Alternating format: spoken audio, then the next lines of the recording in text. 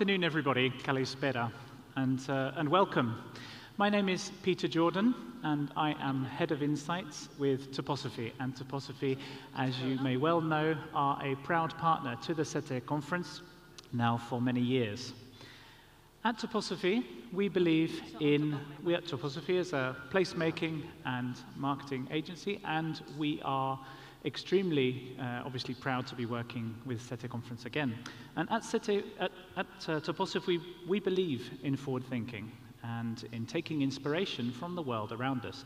And while we're aware that this is a tourism conference, for us it's particularly important to take our own inspiration and also guide our clients in taking inspiration from the world around us and the many different sectors of the global economy that are out there.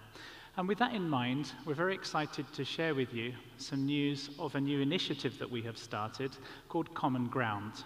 It's a podcast series, but it's also a whole range of inspirational content that you'll be able to draw from. And we'd just like to start with a very short video to explain it to you. This is a podcast about the real changes happening in the cities and towns we call home. From the daring projects that are breathing life back into rural communities, to the people battling the devastating effects of natural disasters. We tune into the visionaries using creativity to confront crisis. From the food revolutionaries changing the world one dish at a time, to the guardians of our historic buildings, and the tourism experts single-handedly regenerating our landscapes. Whether we're in Venice, Amsterdam, Lisbon, Tokyo, or Sydney, how can we find common ground to make our cities and towns better places to live, work, and visit? This is Common Ground, a podcast by Toposophy. Thank you very much. So, as the holiday season is coming up, I'll make an invitation to you that perhaps when you're cooking or you're out walking the dog, or you just want a little bit of time out and some inspiration, you can find that podcast series on Spotify, and we've received some really nice feedback about it already. So, as I said, we are here today at what is predominantly a tourism conference surrounded by people who understand the value and impact that our industry has. But what about those who don't? What about those people who live in our communities, who don't necessarily work in the tourism sector, and maybe tourism is a bit of a background activity in their lives? Maybe in recent years it's become even closer to their daily reality, and it's something they see, and it's perhaps something that may irritate them or cause them nuisance. Now, we know that opinions are mixed, and it's interesting because perhaps in a few decades ago, tourism was always something that existed in the background that people didn't really have too much of an opinion about. But especially over the past decade, especially that period just before the pandemic started, tourism was definitely becoming one of those things that people started to have strong opinions about. And I say that as a resident in Amsterdam, and I'm sure many of you are familiar with some of the tales that we've heard from that city. And we're going to hear today from some very inspiring speakers who've come from destinations where they're sometimes grappling or have grappled in the past with challenges related to tourism. So, of course, we can't forget as well that we live in turbulent times. I don't need to remind you of that. But of course, tourism is growing, it's regrowing, it's recovering in this period of real political turbulence and, of course, economic turbulence too. So, for a long time, we have been inviting our clients, our partners, to think about places, not just destinations for tourists, but places for people. They can be local residents, they can be potential residents, they can be students or future investors as well, but we try to focus as much as possible on people. And that's where I'd like to start today. Well, I'm the person, there we go, just a quick reminder, I'm Peter Jordan, Head of Insights with Toposophy. So to set the scene then, as I said, we really are in the business of people. We talk about places, we talk about destinations, but ultimately this comes down to persuading people of our opinion. Now, as I said, we live in turbulent times. This word was the Collins Dictionary's word of the year. It was selected just last month, And it's called the perma-crisis, and it's actually a feeling. It describes this feeling of living through a period of war, inflation, and political instability. Perhaps that explains the choice of photo in this news article from the BBC. But it's also very clear, then, that what are global problems, just to take one global problem, which is, of course, the millions of tons of grain which have been trapped in the Ukraine this year, can quickly become local problems. Of course, in this case, translating into the price of basic foods. So that's just to give one example of how we live in a turbulent world with issues that are affecting people in a very direct way in their daily life. Now, given that cities, towns, and villages are where people concentrate, in the end, it's kind of inevitable that the world's challenges will end up on our doorstep in one way or another. So whether we like it or not, some of those challenges, and I'm sure you will be finding this among colleagues, among your workforce, those of you working in destinations will be very familiar with these stories. In the end, the distant challenges that we talk about are not theoretical, they're already here, and destinations and places are having to deal with the fallout from that. At the same time, let's try and be a bit more positive, because our cities are, in particular, of course, where the solutions will be coming from. Cities, after all, are the places where people gather, where they come together to learn, to form relationships, to party, also, of course, to work. And ultimately, cities, towns, villages, communities are also great places to create and test new ideas. But of course, we have to create the right conditions for people to do so.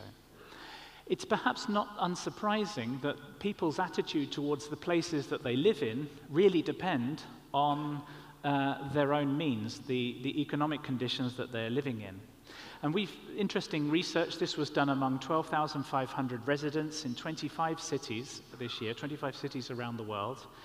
And they found that, of course, people's attitude towards whether their city offers a great experience or not, interestingly, it depends on whether they can work remotely or they can't work remotely. They have to turn up at a specific place. For example, they might be working in a hospital or driving a bus or doing one of those jobs that you can't do working from home.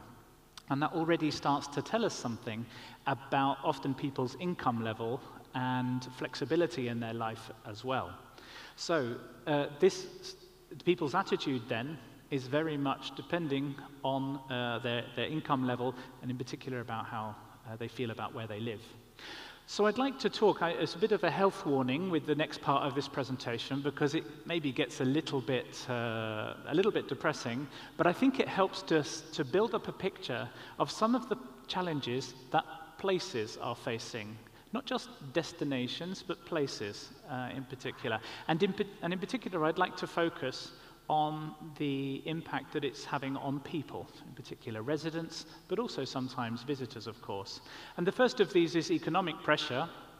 We have been doing a lot of trend work, looking at future trends here, and of course, it's perhaps inevitable that in the period that's already here, the period to come, this disposable income is likely to be eaten up more and more, especially for the lower and middle class, by this squeeze in incomes. And when we look at cities, there's often already a bit of a tale of what they call the tale of two cities, the rich and the poor, and these two groups living rather different realities. So I think, unfortunately, we can be confident that the people in economic difficulties is set to increase, and therefore we say these people will be experiencing their city and feeling differently about their city according to their level of income. And it's also possible, and perhaps quite likely, that challenges that places face, public spaces face, such as increase in homelessness or petty crime, may also increase. So that's going to make for a difficult environment to work in. And of course, we already know about the challenging operating environment for businesses in the visitor economy, particularly those that are heavy users of energy as well. And we can also, perhaps, with the shift to online shopping, that's going to create challenges for the retail sector. On to the next challenge. Now, tourism is recovering, and that's generally a good story, a positive story.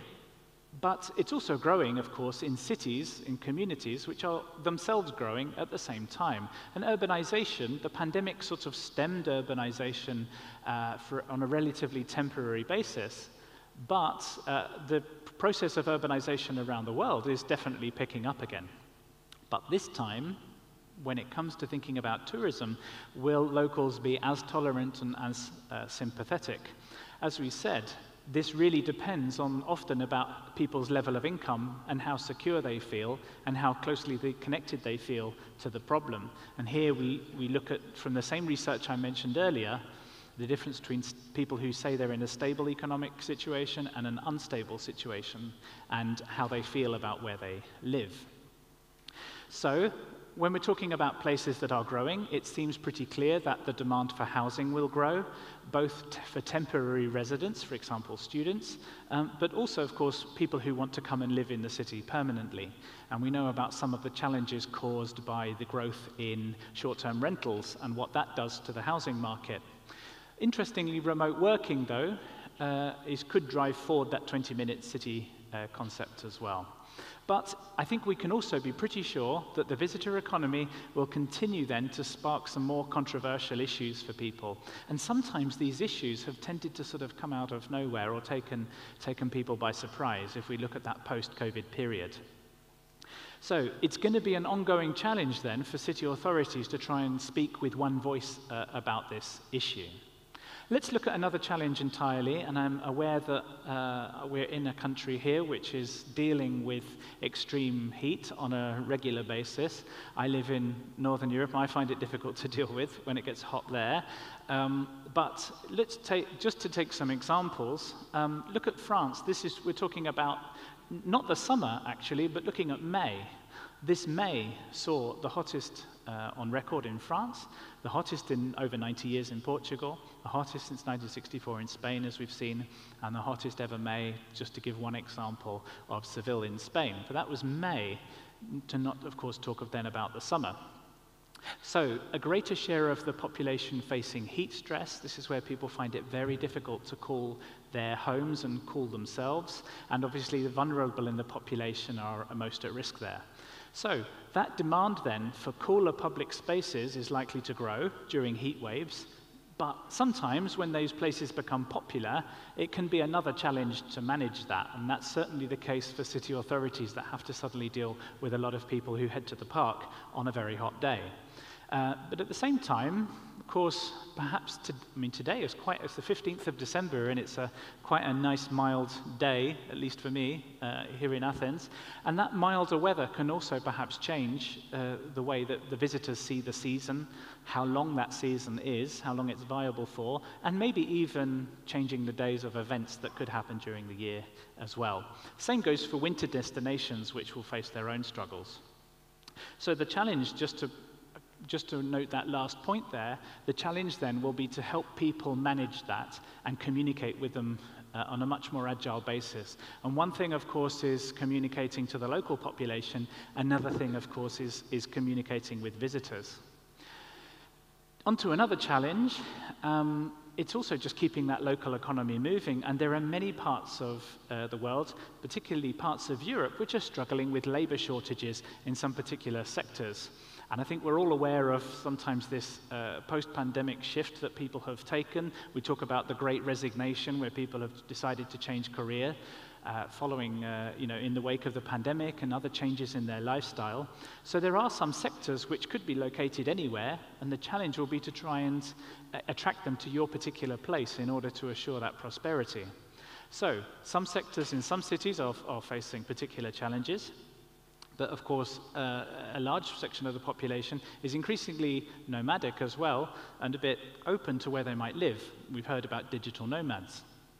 But above all, before we start worrying about attracting others to come and live and work, we obviously need to focus on our local population to help them become more agile in the workforce and be able to respond to those big changes. Another challenge that I think it's really interesting to talk about now is we're all aware of the challenges of working in this world when we're on Zoom and we're looking at our phone for a lot of the day. Maybe we have teenage children who are looking at their phone for a lot of the day as well. But that can pose challenges because it's creating what we're calling a sort of atomized world where we're not always making these formal, these nice human connections that we used to within families and, of course, within friends. So loneliness has been increasing, and with aging populations, European cities in particular, not just cities but towns too, will need to try and support citizens as much as possible by also getting them on their feet, getting people moving, keeping people mobile, and keeping people healthy. And of course, as we say, we live in turbulent times, people are worried. It's more important than ever to try and help people get along, also by making sure that people meet and they understand each other. Challenge 6 there are 8 challenges, by the way. Challenge 6, it's about building trusted engagement, and that's related to the point I just made about us living in turbulent times, people's faith in democracy, in local politics, in national politics.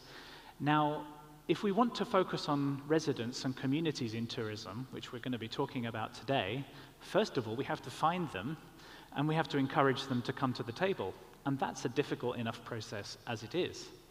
But also, effects such as globalization, populism, migration, and those economic pressures, they will continue to push those questions of identity and who belongs and who doesn't to the forefront of public debate. Now, what does that mean for us? It means we have to be wary of that. And when temperatures rise and when people get angry, we have to understand that we also live in complicated times, and maybe we have to try and make that extra effort to try and bring people together to discuss these. So, and that then relates to the visitor economy, because as we said, tourism is growing in growing cities, and when people are unhappy, this is an environment that we have to acknowledge, and we have to also find extra solutions to bring people together. It's funny also, we talk about overcoming consumers' contradictions. I was looking for a way to try and phrase this trend about how, obviously, people will, in a survey, people will say, I want to reduce the impact of my travel, I want to travel greener, I want to travel lighter, I want to make big changes in my life, I eat healthily. But of course, in reality, that doesn't always happen, and people often react and act in different ways. It's normal, it's human nature. But of course, we have to try and do as much as we can to nudge people in a responsible direction. So it's what we call, and this is just in this first point here, it's what we call the value-attitude gap. It's what people say versus what they actually do. And the challenge, of course, is to helping them to move in that responsible direction and act in a responsible way. Now, people say they want to live like a local. They want to live close to local people. When they travel, they want to stay close to local people. And it sounds great, but we have to think about the impact that can have sometimes on the local community. And as I mentioned, short-term rentals earlier, many of us are familiar with some of those challenges too. And when I talk about short-term rentals, and I talk about some large platforms, online travel agents, let's say some of those big actors in the world of the visitor economy, are they really helping us to become more sustainable? I think that's a whole session, it's a whole seminar in itself, that question, actually. But of course, we know that people do want to make changes, but sometimes they need extra help to do so. And the final of these challenges that I wanted to share with you is a little bit related to how people actually behave. And we've said when smart cities meet the real world. So technology, of course, has brought us so many benefits. It makes so many aspects of our life easier. But, of course, when people are, for example, shopping online a lot, booking online a lot, in the end, that does have consequences for how people actually live on a day-to-day basis, and consequences for what we see in the streets around us. What do I mean by that? For example, this convenience economy has also led, you could say, to the decline of high streets, retail areas, emergence of dark kitchens and dark supermarkets, where there are places, dark supermarket, you can't go in yourself, but you can get something if you order it and someone brings it by delivery. There's the growth of short-term rentals, but also congestion from delivery vans, which is something which many cities actually really struggle with, as well as the erosion sometimes of fair working conditions too. So, the use of drones and the autonomous delivery vehicles and sensors and all of these things which are already here and growing quickly, they're going to need better management, also to make sure that they don't actually end up corroding our quality of life as well. And, of course, always that tightrope between personal safety and privacy.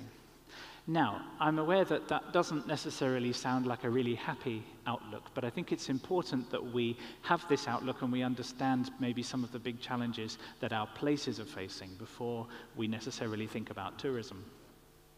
So, I think one of the some quick takeaways from that then is that tourism isn't necessarily good or bad, but it does have to be kept in balance in the interests of local people. Some of those global challenges then definitely have local impacts, and ultimately our responsibility, both in public and private sector, is to help people navigate these. And in particular then, as we said on our Manifesto for the Future of Destination Marketing Organizations in 2017, social sustainability ultimately has to come first. Our first responsibility ultimately is to our local communities. So therefore, how we plan and manage tourism really does matter. This is something we discussed in a toolbox on managing tourism growth, and we published this with then European Cities Marketing. It's now the City Destinations Alliance. We're another proud partner of that organization. It's an association of 120 capital and major cities in Europe. And if you notice the year that we published it, I think it's one of the years when this debate about the growth of tourism was really starting to reach a real frenzy. What did we mention there? Well, as I say, we've been here before. We're talking about the impact of tourism on communities. Now, the causes of rapid tourism growth, this is why people ultimately were traveling more. I'm not going to dwell on these. I think we're quite familiar with these topics. But the consequences for local people, the consequences for cities and towns and villages and communities, it puts infrastructure under pressure. Obviously increased congestion that people are dealing with, but also sometimes things that are less easy to measure, but people do feel them, like the loss of their identity or their authenticity, and the feeling that their community might just be becoming a bit too commercialized. So, our invitation, or where we would like people to look, if we think about in a more positive direction, is then what can we do together to help try and restore some of that confidence, help people navigate these complicated times that we live in, restore the health and solidarity, support, vitality, all of those things that we appreciate so much when we live in a community, or that help us feel more grounded to the place that we live in. How can we help to restore those things for people, whether they happen to be long-term residents or short-term residents? These are topics which we're going to present, I just mentioned this, in a new paper which will be coming out in the next week or two, certainly before the end of the year, with our friends at the City Destinations Alliance, and it's looking at the role of the placemaking and marketing organization and how these organizations can address this. And I'll give you a spoiler, because we look at 8 areas of action. We're moving then beyond the destination marketing and management organization, and we're taking a wider focus towards public organizations and private sector together. What are their responsibilities towards people in different ways, and ultimately to help benefit their place? Now, this afternoon, I'd like to focus just on 5 of these. I'm not going to go into them in detail, but I can tell you that our speakers this afternoon are going to be touching on these subjects quite a lot during their presentations. And so as we can see then, these are some areas that we'd like to focus on in particular.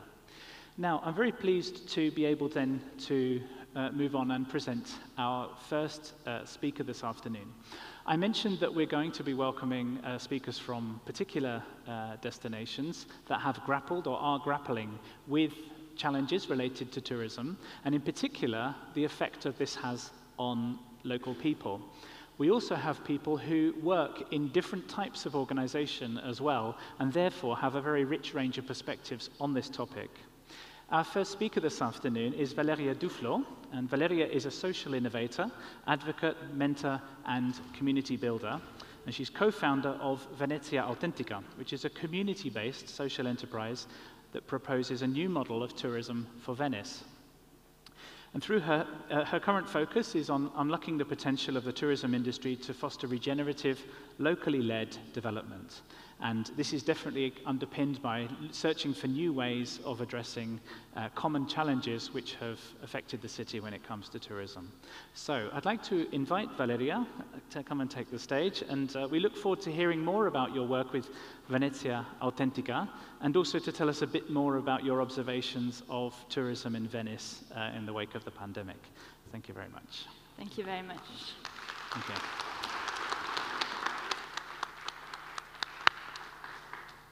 Good afternoon, Kalispera. It's my pleasure to be back in the lovely city of Athens, where I have fond memories and very good friends. I'm thankful for the opportunity to contribute to this very important conversation today, and would like to thank Proposophy and the CETE conference for the invitation and for the hospitality. As someone living with what WHO calls the most disabling disease for the under 50, I'm grateful for the well-being, and the effort that is placed into my well-being. I believe that the creation of well-being is one core value of our industry, and what should be its true measure of success. To me, most of the crises that we are facing today, and that were mentioned by Peter before, are the result of a top-down pursuit of short-term economic benefit over that of the well-being of people, places, and the planet.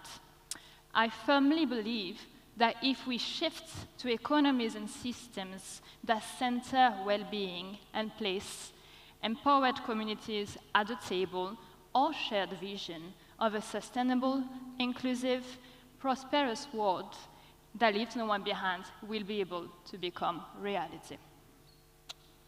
Due to its size, its cross-cutting character, and local footprint, our industry is positioned like none other to support and regenerate the well-being of our communities and what matters to them. And I'm actually aware that today we are far from this. To get to this point, we will have to rethink the relationship between tourism and local communities. As Peter mentioned in the introduction, I'm joining you today to share the story of Venice.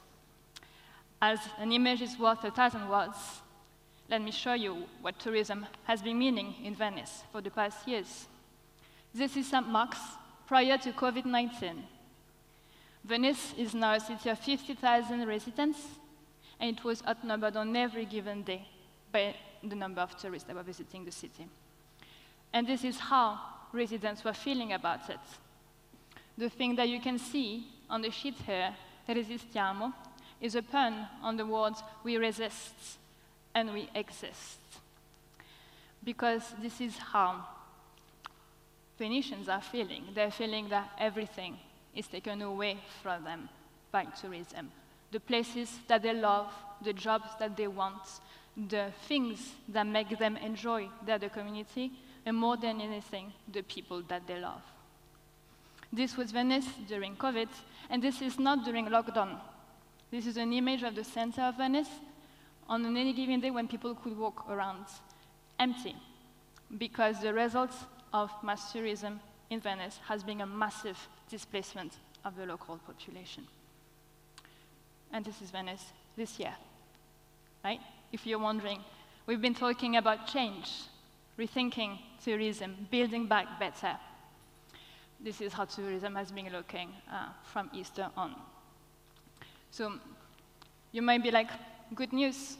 Speaking with the community, I can assure you that before COVID and after COVID, massive number of people do not mean good business. Of course, the case of Venice is not an isolated one, right? I like to say that it's a cautionary tale. Venice, due to its size, it has been displaying all the negative impacts of tourism, the hidden costs of tourism that are very well explained by the Travel Foundation, recommend the report. And this stems from something very simple. We have the wrong measure of success, right? We are aiming, accounting, optimizing for short-term economic growth. And we are not integrating the communities in the design of tourism. Consequently, as we design top-down, do not account for the well-being of people and places, everybody in the industry is using wrong mindsets and wrong practices because everybody wants to do good, right? So those are the consequences of the way we are currently doing tourism. Of course, it does bring some goods, but it brings a whole set of hidden costs that become very visible when tourism reaches a certain level of development. So it's become an imperative for Venice and for the places around the world, if they don't want to become the new Venice, to place well-being at the core, to use it as our new North Star, and to work with communities in everything that we do. Stepping a bit away from the community, as we're speaking about the relationship, the theory, not the community, as we're speaking of the relationship between tourism and communities, I would like to share quickly 2 stories. This is me. You might have recognized me. You might have heard that I'm not Italian, right? I'm French. I've been living in Venice for the past 8 years, but like most of us, I've come to the city for the first time as a visitor. When I visited Venice, I found it very hard to have a good time. I was overwhelmed by the crowd, by the emptiness that I was feeling in the city, unable to meet the local population, unable to enjoy the culture, unable to experience the authentic Venice. I was not having a good time. It's only then, when I had a chance to meet the people, I had a chance to interact with local business owners and so on, that then the destination took another dimension for me, and I fell in love with the city and the community. And this is then, as we're all business people, that I ended up spending a lot of money because I was feeling that my money was a way to vote for the future of the resident, for their possibility to stay in their community. This is Sebastian. Sebastian is my partner in life and my partner in Venice.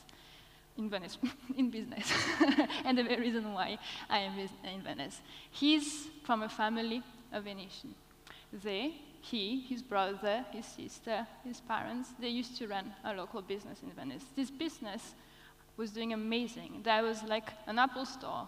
People were queuing outside to be able to go and buy the fashion, made in Venice fashion that they were selling in the 90s and 2000s. In 2015, they had to close their business because what? Cost of rent had become too high. Shift in market had happened. There was no longer neither local resident nor the kind of tourists that spent their money. And this made them, all of them, lose their livelihoods and put at risk of displacement. Their story is the story of almost everyone in the community. Those are some numbers above Venice. Prior to COVID, you can see incredibly high amount of visitors, and a very low number of residents, of which 70% have been displaced in the past 70 years. So one day, Sebastian and I, we just realized that tourism, is having a negative impact in Venice. But what if we would turn it upside down? What if we would leverage this as the resource that it can be and ensure that we would drive it in a way that it could actually foster the well-being of the community, put a lot of energy and resources inside of what matters to the local community. So the goal of Venezia Autentica, the social enterprise that we created, is simple. It's to make it easy and fun for tourists to have a quality experience of Venice and support better local businesses. Through our work, we guarantee the users of a platform 100% quality and 100% impact. Our goal is to change the way people see and impact Venice. We do it working around 3 angles: communication and education, empowerment of local SMEs and visitors, and advocacy. This is to do 3 things. To change mindsets, we want people to feel motivated to behave in a certain way in Venice, to support the local community, to be excited about it. To change behaviors, so that it's easy for them, once they are motivated to do something, to take the right action for them to have a better experience and to make a positive impact. And all of this leads to changing the impact of tourism on the community. The local businesses that we support, the local organizations, are not any kind of organization. We're focusing, of course, on organizations that are meeting certain criteria of sustainability so that we ensure that the revenue from the tourists is directed towards organizations that benefit socially, economically, environmentally, the local community. And all of this leads to an increase in retention of tourism revenue, an increased satisfaction of visitors, and an increased benefit around all of the spectrum of well-being and sustainability. Very briefly, the way we work is that we create campaigns online, create digital content, and collaborate with media to help change those mindsets that we discussed earlier. We also have a platform where visitors can find everything that they need to be able to act on these new desires that they have to discover and support the authentic Venice. This provides visitors with the tools that they need, and also local businesses that are making a positive impact with increased visibility, a competitive advantage, and extra revenue channels. Mindful of time, I'll pass over this. Another thing that we do, as you can see me here, is that we engage in knowledge sharing, in international advocacy to help spread the case of Venice and an idea of what can be done very concretely and easily to make tourism something that serves the community. And we're also working on developing a global ecosystem to empower everybody at the community level, local actors, business or government, to create a system that benefits their destination.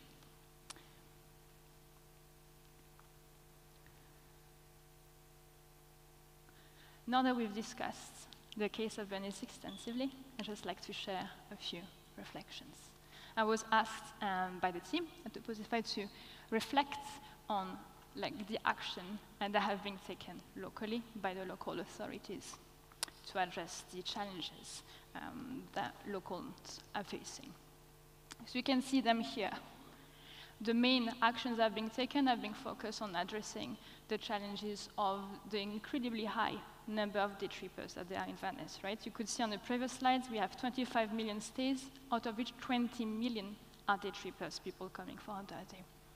So what the policies that have been proposed have been to show the forecast of occupation of the city on the website, to reroute cruise ships, to decrease the size of the cruise ships, and map lawful accommodations.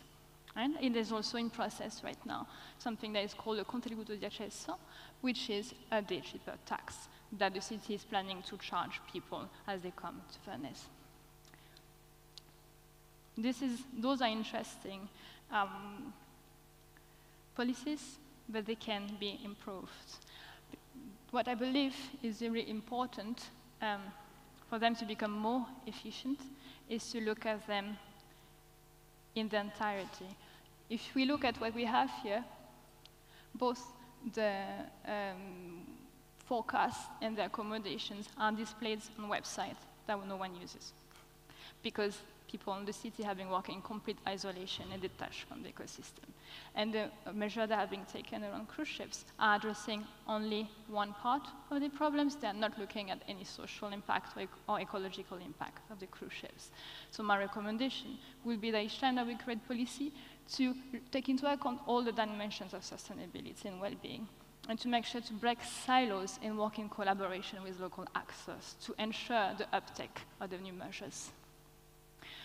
The very important measure here proposed, that of the contributo di accesso, charging people for coming to Venice, is something that has known a massive amount of backlash. It's not something that the city is able to pass through. People do not want it. The reason why is that people who are benefiting from the current state of things are pushing against it, and the people who would be favorable to the change are disengaged because they no longer trust the local authorities. So my recommendation, of course, would be to invest very much in creating a trustful relationship with the community. Beyond this, what already exists, I think that those are key elements that we need to look at when we want to work and create a tourism that benefits community. We need to recognize the cost of tourism and that there is really a need to shift the paradigm. We need to rethink the purpose of tourism. Is it really about short-term economic growth, or should it be about long-term well-being? We need to redefine success. We need to no longer aim for an increase in arrival, but in benefits through each and every visitor. We need to redesign tourism to meet new objectives, actively optimizing for revenue retention too. We need to rethink tourism governance and delivery. It's important that we empower and engage the community in a meaningful way. And also, very important, we need to reinvent communication and marketing. We need to communicate with purpose and share the stories from the communities that are going to benefit the community. Obviously, of course, authorities are important part of the ecosystem in tourism, but they are not alone. Business is really important. The hospitality sector is really important. So I have been asked to reflect on what the hospitality sector could do to help create well-being for the community. What is the role of those actors? I'm convinced that it's a critical role, and here are my recommendations. I think it's really important that each and every one of us leads by example, of course, treating people, place, and planet with care in all of their practice. I think it's really important to remember to partner with the community, integrating social actors, integrating the community in the supply chain, developing partnerships. It's really important to leverage collective power. We might think that when we do things, it's hard, but if we come together, we have a greater voice and we can advocate for change. And of course, need to share the business case for sustainability and well-being. Customers who care about well-being are better, higher spending customers. Finally, and I'm going to close on this, the one last thing that we can do, and the hospitality can do, is to leverage the space that they have and their position to provide opportunities for learning and growth for a new generation of leaders, to represent the community accurately inside of their business, inside of their hotel, their restaurant, and in every communication that they have. And also to use their space to serve the benefits, and to serve the community, provide them with what they need. I can speak of the case of Venice. No one has any place where to meet. This is a very easy place where people can make a massive impact. That's for me. I'm going to give that away from well, thank you very much. I'll ask you to take a seat. Thank you very much, Valeria, for sharing that, what I know is both a personal and a professional vision of what is happening in Venice now. Obviously, I'm aware that of time this afternoon as well. We have to take in some airline schedules into account for our speakers too. So we've heard about Venice, we've heard some personal reflections there. I find it interesting that in the case of Venice, perhaps unlike some of the other cities that we hear about when we hear about over-tourism, the population of the city centre, as we saw in Valeria's presentation, is actually quite small. So the number of residents, you could say, affected is relatively small. However, we can often see the problems for ourselves. We don't even need residents to tell us. But somebody who is very familiar with listening to residents and, of course, taking their concerns into account in developing new policies is our next speaker. We are very honoured to be joined by Jelka Tepšić, who is the Deputy Mayor of Dubrovnik. I will just make a short introduction. Please welcome Jelka to the stage, everybody. Thank you. So, Jelka is responsible for tourism, sustainability and culture, and while she has been Deputy Mayor, the city has developed a strategic long-term project called Respect the City, which I know you're going to tell us more about this afternoon, Jelka, and also a professor in Spanish, so many skills that you bring to this job. So we invite you to tell us more about your work in Dubrovnik. I know it's something that interests us a lot. Thank you very much. I'll do my best to make it quickly. But first of all, I would like to just to explain where Dubrovnik is It's part of Croatia. Maybe you know Croatia. We are among 4th best football teams in the world at the moment. Hopefully we'll be the 3rd. And Dubrovnik is a very small city with only 40,000 inhabitants, located in the very southern part of Croatia. It's UNESCO World Heritage since 1979. Our festivity of St. Blaise is also listed at Intangible Heritage List.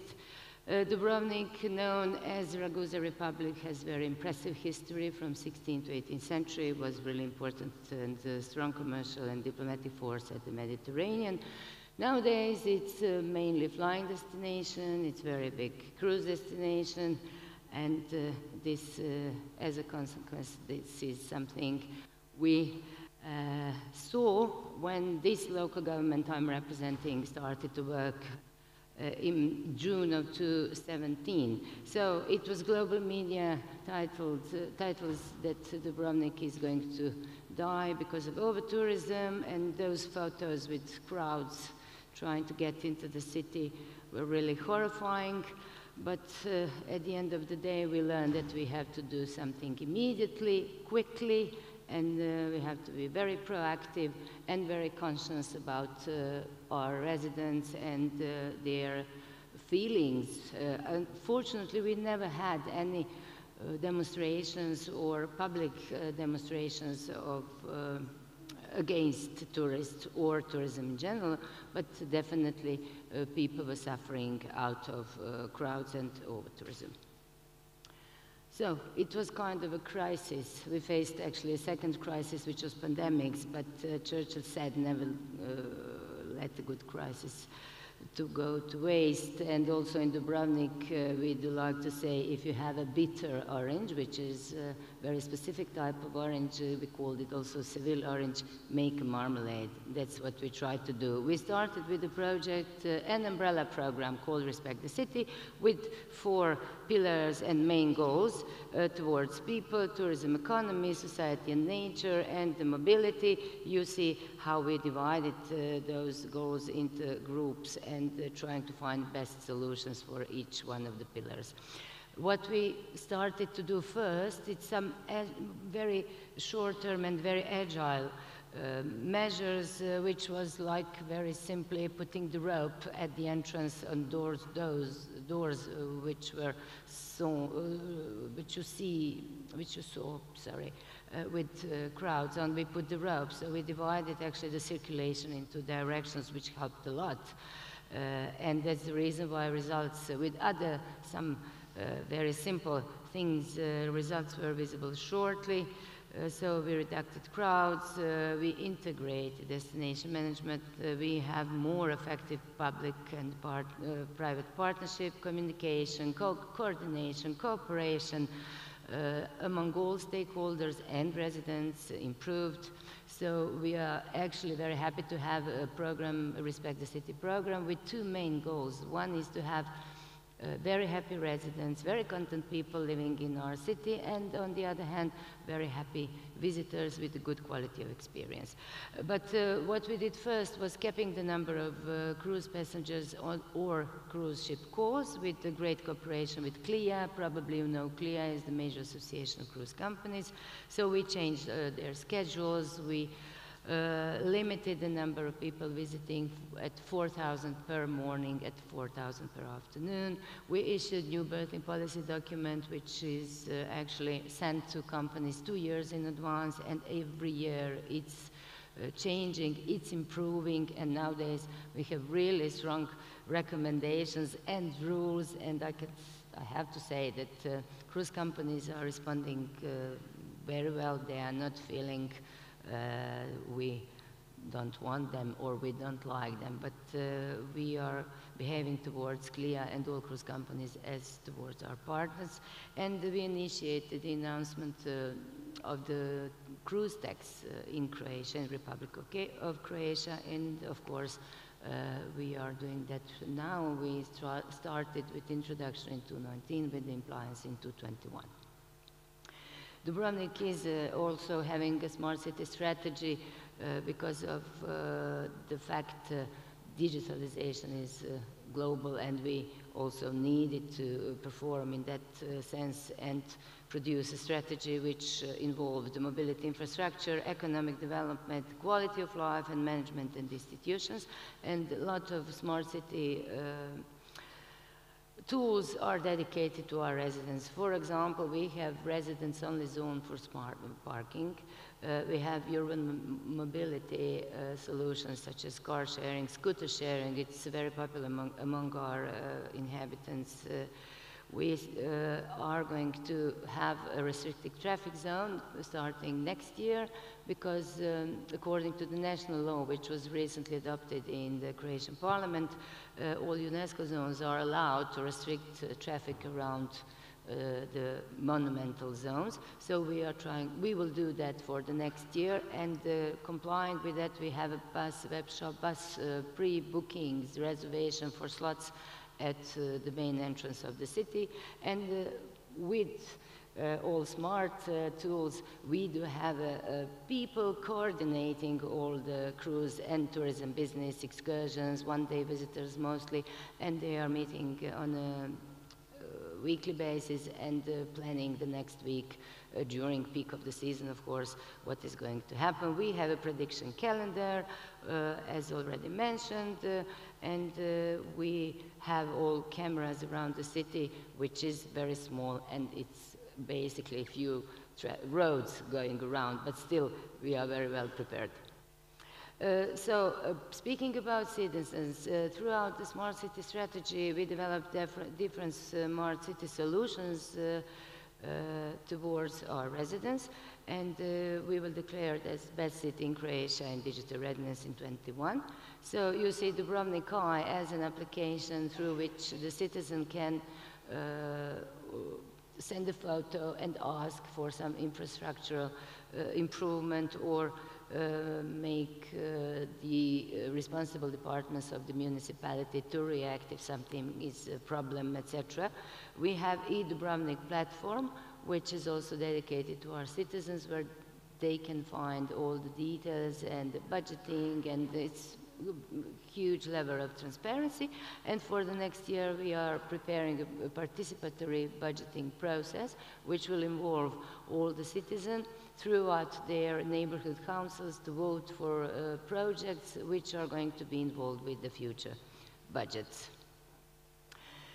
Also, throughout the partnership with CLIA, we pass through the GSTC assessment. GSTC is global standard setting body for sustainability of tourism, and those criteria are international, adopted by a global society, and these are standards for sustainable destination management. So we started with the assessment back in 2019, late 2019, and the assessor, who is actually the Greek guy, very kind one, consulted with more than 70 stakeholders from national, local government, private sector, NGOs, universities, residents, etc. And at the end of the day, we got our report in May 2020 with 70% of excellence, and we are planning the second phase for the next year. It was very important for us, and we felt that we should move forward with it.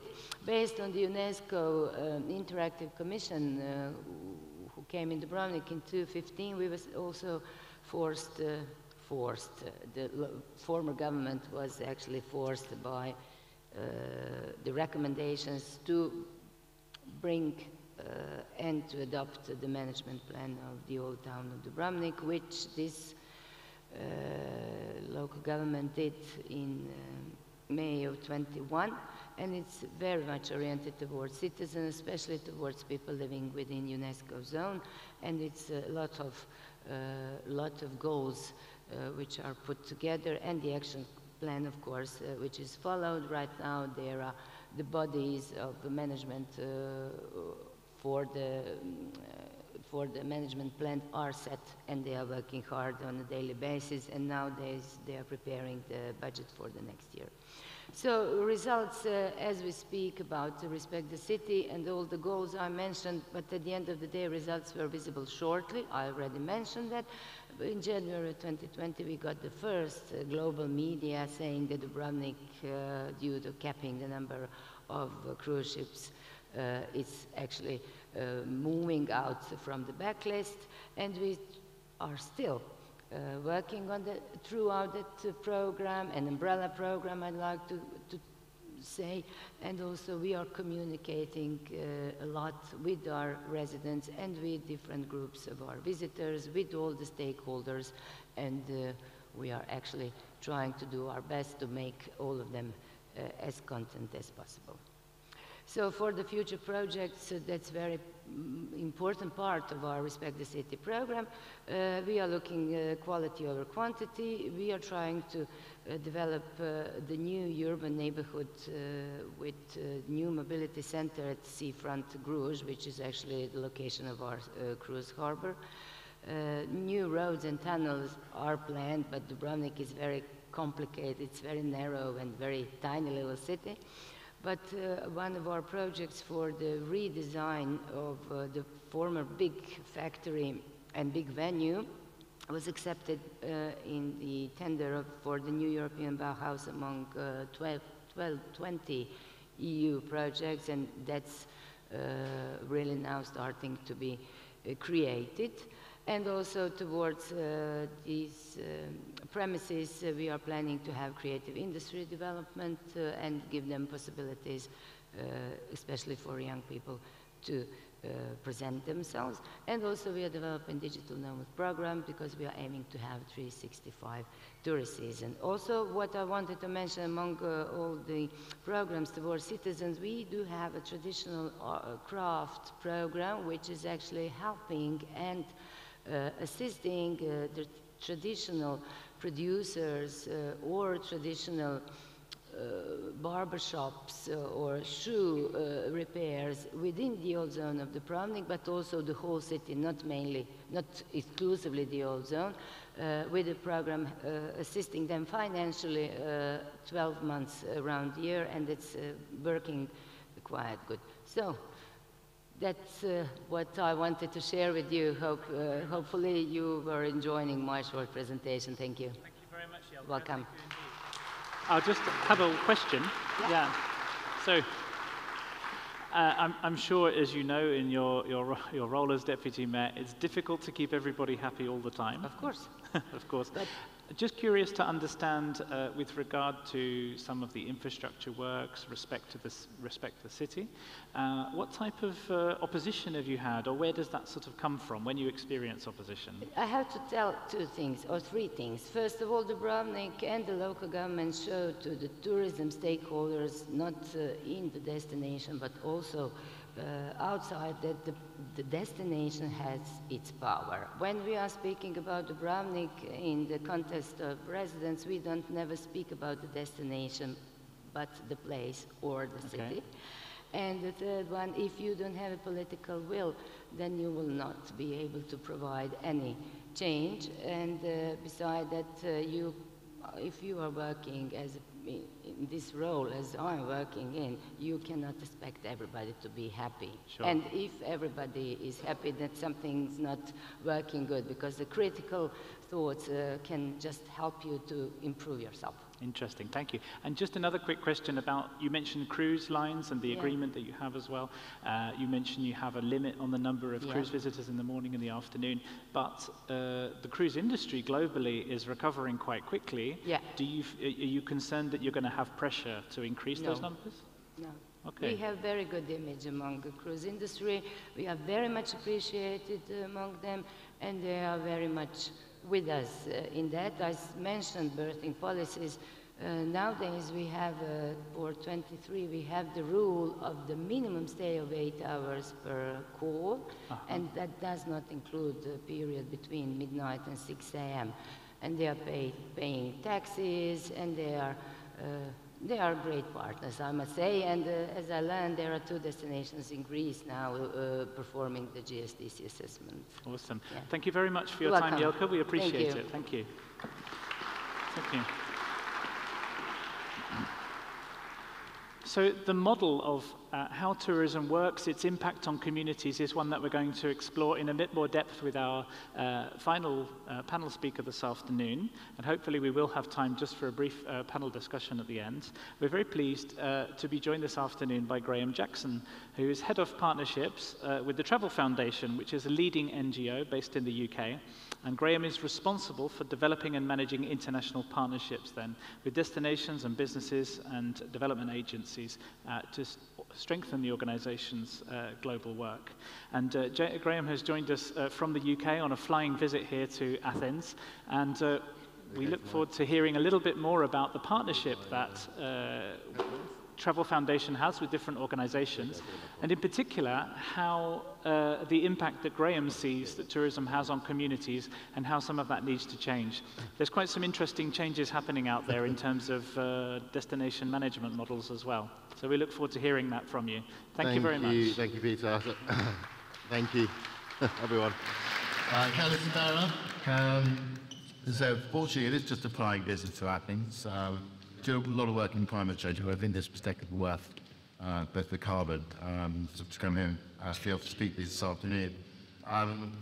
It's not my first trip to Athens this year. In September, we were lucky enough to be part of the Green Destination delegation who came here. Maybe some of you were there. And we also put on an event at Technopolis site, imagining the future of tourism, to say it's great to be back here talking about this same subject here today.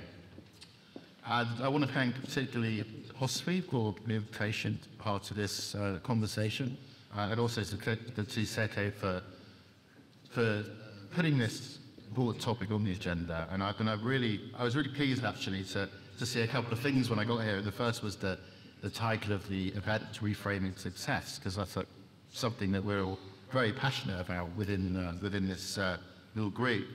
And also this hashtag, which I noticed, you'll see that by complete accident and happenstance, the sum 5 different is quite similar to the title of my presentation. And I really do think that reframing success is an opportunity to set new goals, ambitions, and to thrive. So I'm just going to go into a little bit here about that topic. I'm hacking a bit more, but also give you some examples of places that are doing just that, places that are reframing success, that are looking at new KPIs, that are looking into models that will allow thrive. So just first of all, very quickly, who's the Travel Foundation? Why do we care about these things? Well, we are a not-for-profit. We were founded in the UK, and it's our 20th anniversary next year in 2023. We have worked with in more than 40 destinations around the world. We've worked with many tourism businesses, and our goal really is to advocate for new, different forms of tourism, ones that really do deliver for communities, that deliver for environments, that really help those things to thrive.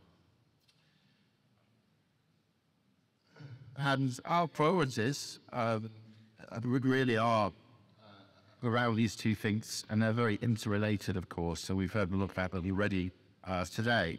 So if I was to narrow down what the Travel Foundation does, it's equity and climate change. I think those are the two big essential threats that we face, not just as an industry, but also as a society at large. And I think that these are the really important lenses through which we must look at the transformation, through which we must look at reframing success. Because we are facing, as we've heard the speakers before, and I won't spend too much time on the doom and gloom slides, we all kind of know the situation, but we are really threatening, we are really facing a triple planetary crisis. But in fact, we're facing problems caused by our intellectual capacity, by biodiversity loss, by climate change. But we're also facing an equity crisis. We're facing increasing equity in our economies and in our societies, challenges around diversity, equity, and inclusion, challenges around local, challenges around access to housing.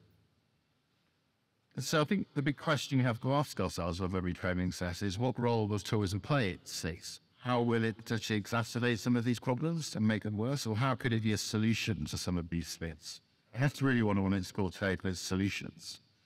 And this whole is up to the people in this room, the role that tourism will play.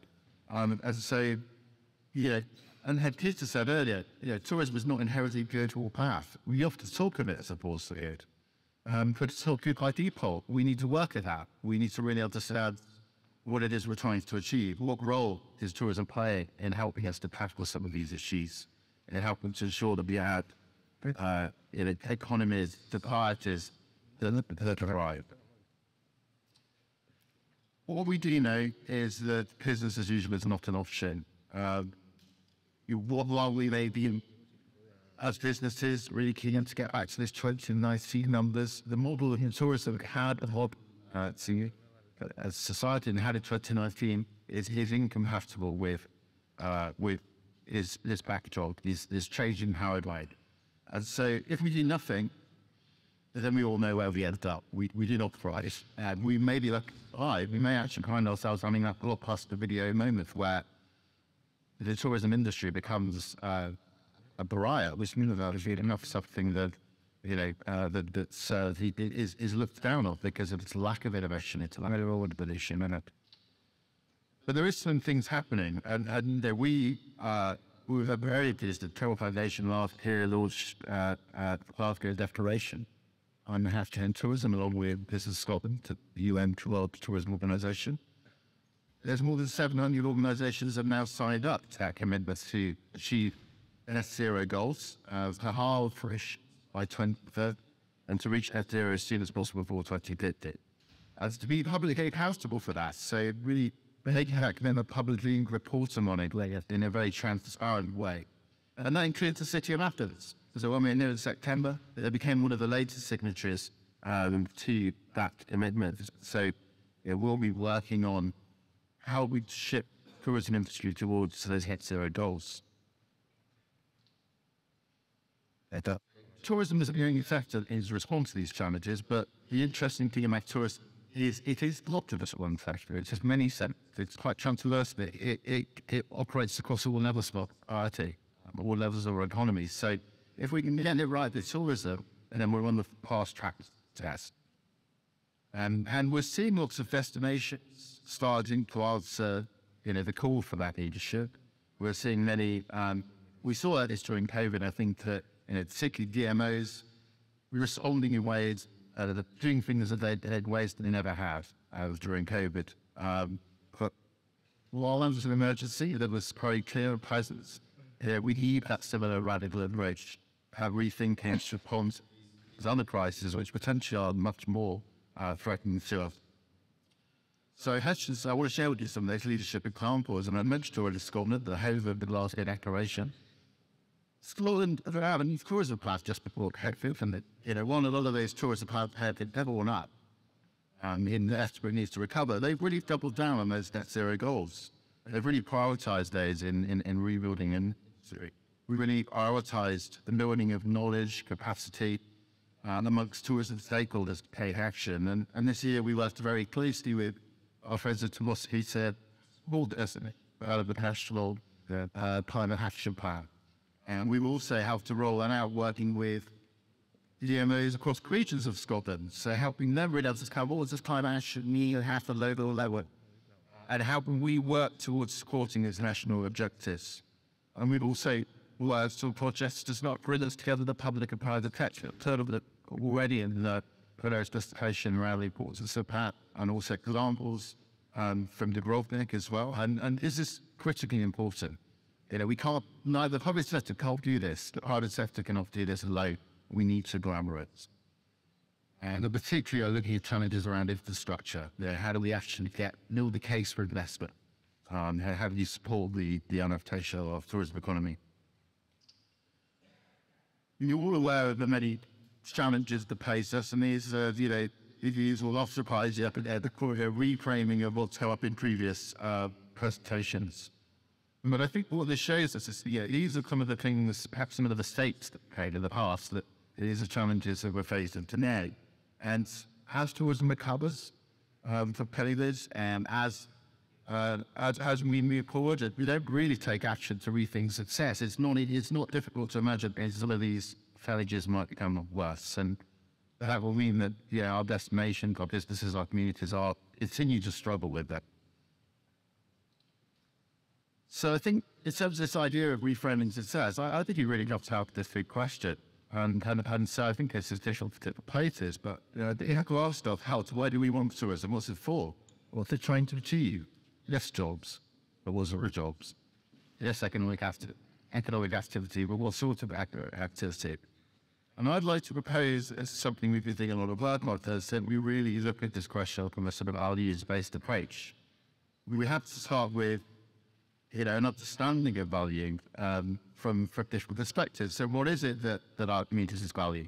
And if it is access to affordable housing, how do we make sure the way in which we're pushing tourism does not create lack of access to that?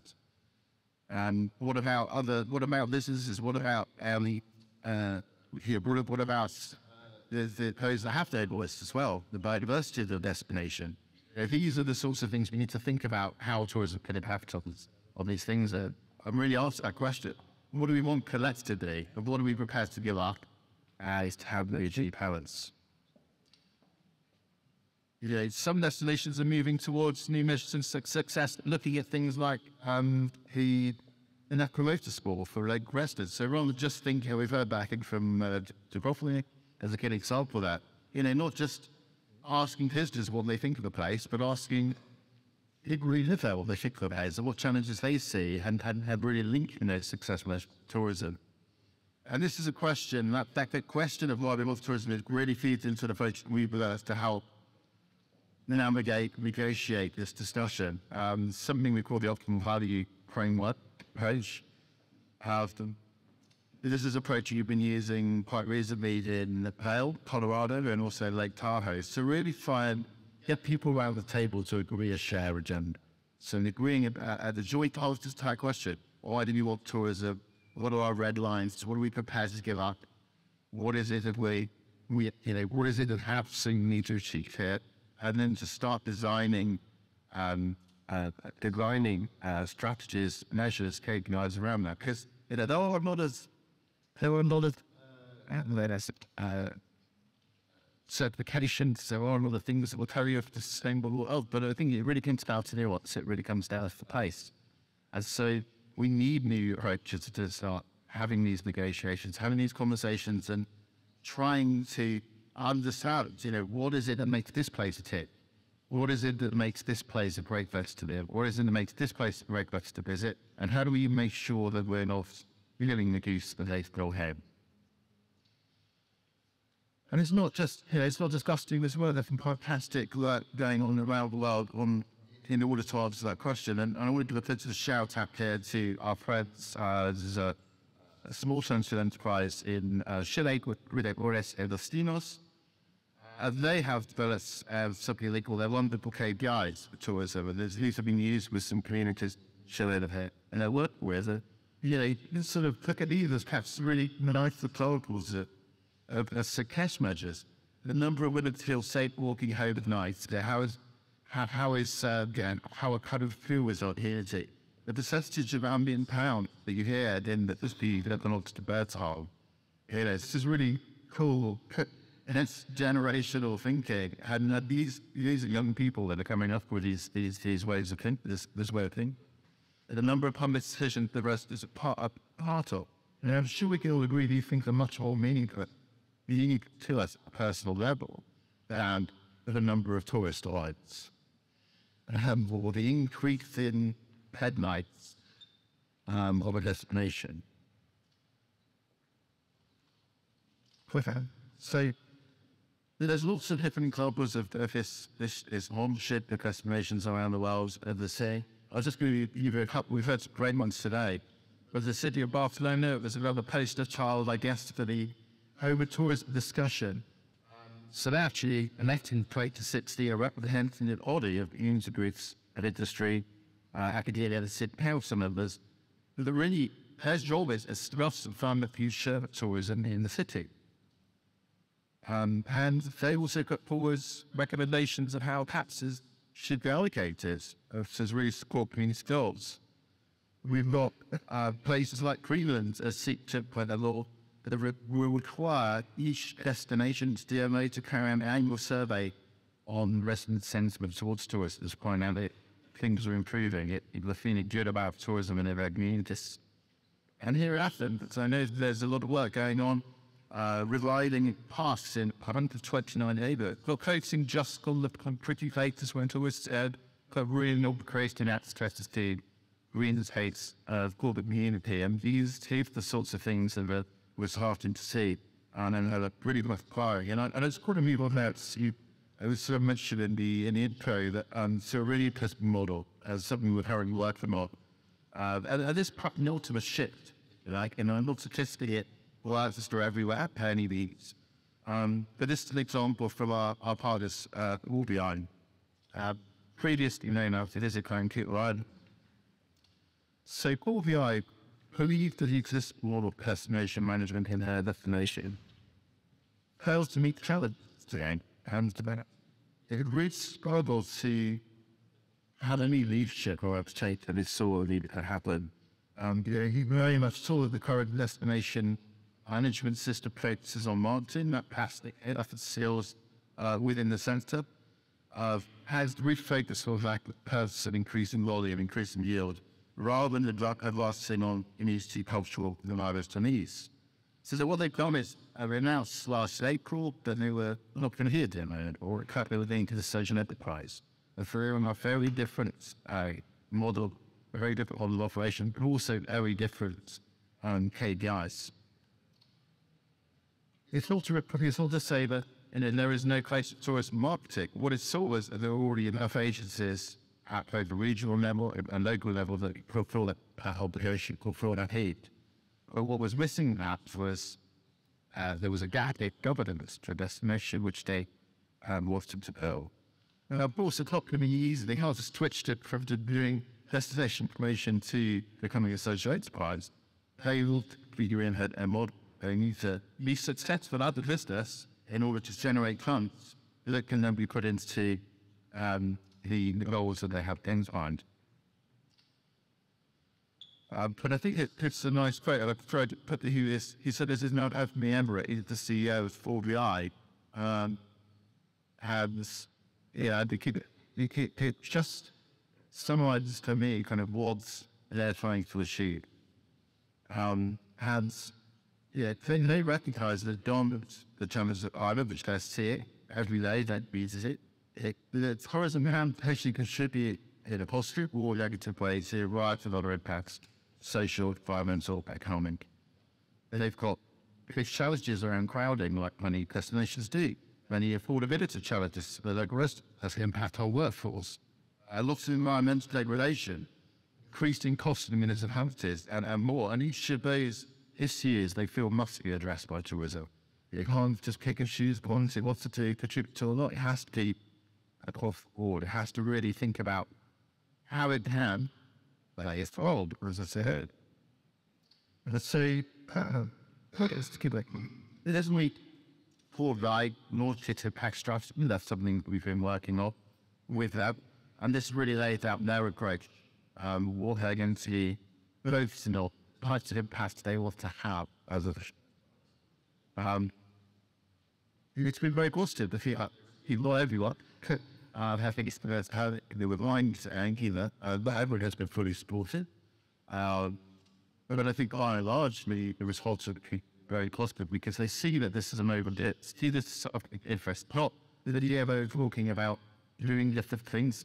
It's a new model that has new KPIs, has a new business model behind it, and it has community goals, has its ultimate aim. It wants to use tourism to generate benefits directly for its community, for its environment. And I think that's been quite a helpful message to put out there. But the next step, of course, because this is community next, so just for us to decide what impacts it wants to have. But the next stage of this journey will be to take proposed KPIs out. We really engage with them, really get their line. I'm going to wrap up now, and as I said before, I'm not suggesting in every destination follows that path. That's quite extreme, and I'm sure you will follow the very grapple with interest. But I just want to go back to this question. I think if you go away, we have one thing. Why do I want tourism? Or why do we want tourism collectively? I think that's a good question to ask ourselves. How will we place this as how do we reorientate tourism to meet the goals of our communities and to face up to some of the biggest powers of our time? Thank you. Thank you very much. Well, I hope that you have found some of the different perspectives this afternoon useful and interesting. And as Graeme said, it was extremely positive for us to see that they wanted to really engage with this topic and share these different perspectives with the audience this afternoon. I think we've seen that when you're dealing with communities, of course, you're dealing with, by definition, you're dealing with people. And people are complicated, as we know. And we live in very complicated times.